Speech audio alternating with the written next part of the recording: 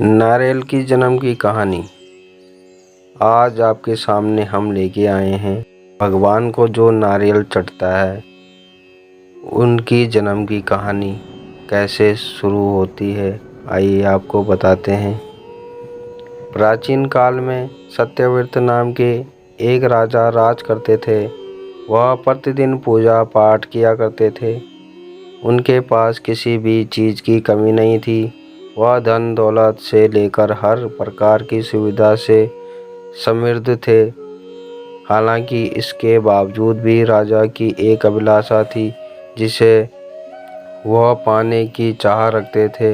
दरअसल राजा सत्यव्रत को किसी प्रकार से स्वर्गलोक जाने की इच्छा थी।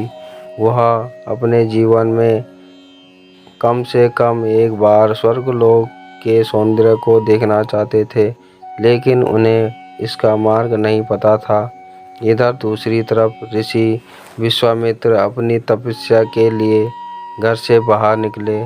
चलते चलते वह अपनी कुटिया से काफ़ी आगे चले गए थे। काफ़ी समय बीत गया लेकिन वह नहीं लौटे। इस कारण उनका परिवार भूख और प्यास से तड़प रहा था। राजा सत्यव्रत को जब यह पता चला तो उन्होंने ऋषि विश्वामित्र के परिवार के पालन पोषण की जिम्मेदारी ले ली।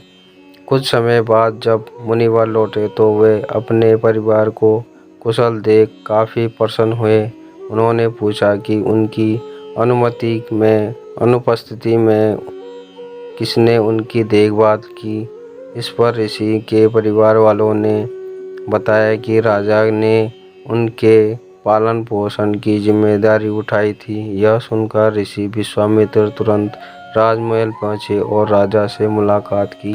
वहां पहुंचकर उन्होंने सबसे पहले महाराजा को धन्यवाद कहा। इस पर राजा ने ऋषि से अपनी इच्छा पूर्ण होने का आशीर्वाद मांगा। राजा की बात सुनकर ऋषि विश्वामित्र ने कहा, बोलिए महाराज, आपको क्या वरदान चाहिए। तब महाराज ने कहा, हे मुनि, मुझे एक बार स्वर्गलोक के दर्शन करने हैं। कृपया करके मुझे वहां जाने के वरदान दे। राजा की प्रार्थना सुनकर ऋषि विश्वामित्र ने एक ऐसा रास्ता बताया जो स्वर्गलोक की ओर जाता था।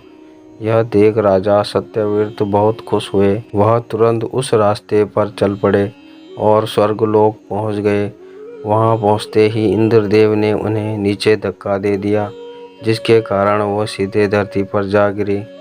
राजा सत्यव्रत ने तुरंत सारी घटना ऋषि विश्वामित्र को बताई। राजा की बात सुनकर ऋषि विश्वामित्र गुस्से से आग बबूला हो उठे। उन्होंने तुरंत सभी देवताओं से इस बारे में बात की और इस समस्या का हल निकाला, जिसके बाद राजा के लिए एक नया स्वर्गलोक बनाया गया। नए स्वर्गलोक को पृथ्वी और देवताओं के स्वर्गलोक के बीचों बीच स्थापित किया गया था, ताकि किसी को परेशानी न हो। नए स्वर्गलोक की राजा सत्यव्रत को बहुत खुश हुए, लेकिन विश्वामित्र को एक चिंता लगातार सता रही थी। उन्हें डर था कि नया स्वर्गलोक कहीं जोरदार हवा से कारण गिर ना पड़े। अगर ऐसा होगा तो राजा सत्यव्रत दोबारा से धरती पर जा गिरेंगे।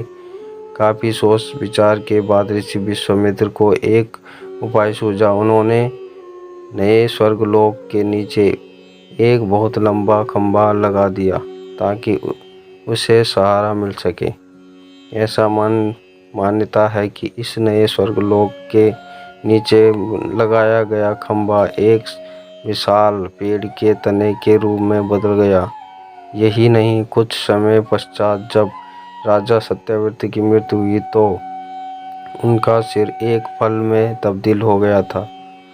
तभी से उस खंभे को नारियल का पेड़ कहा जाने लगा, जबकि राजा का सिर नारियल के रूप में जाना गया। यही कारण है कि नारियल का पेड़ इतना लंबा होता है। इस कहानी से हमें यह सीख मिलती है कि अगर सच्चे मन से किसी की मदद करें तो हमारी हर